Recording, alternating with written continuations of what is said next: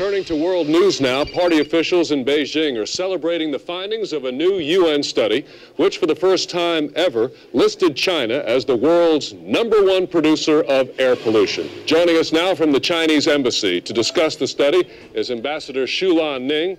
Thank you for being with us, Mr. Ambassador, today. Thank you for having me. It is a very proud day for my country. The labor of the people have made the sky black. With the smoke of progress, we are overjoyed. We're looking now at the skyline of Hunan, and you've called the smog levels there, sir, a grand symbol of Chinese supremacy. Yes. That looks really polluted. Thank you. The sky over China is now a rainbow of grace, reflecting all the shades of our prosperity. And your celebration of this new ranking included a parade in the coal-rich manufacturing center of Hunan.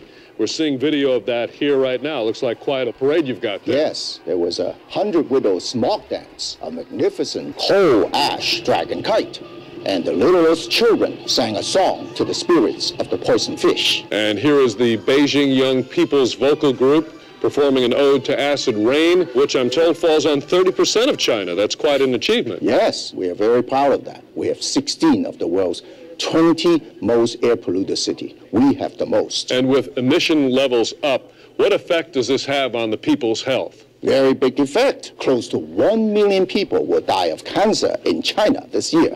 Cancer is a very modern disease. In fact, the UN report called this figure startling and noteworthy. It was very kind of them. Chinese people will not be stopped by anything. If pollution ruins a river, we will build a new river. If pollution destroys a mountain, we will build a new mountain. At long last, the world cannot ignore our growing prosperity. All right, thank you, Ambassador Xu. Again, congratulations on the ranking.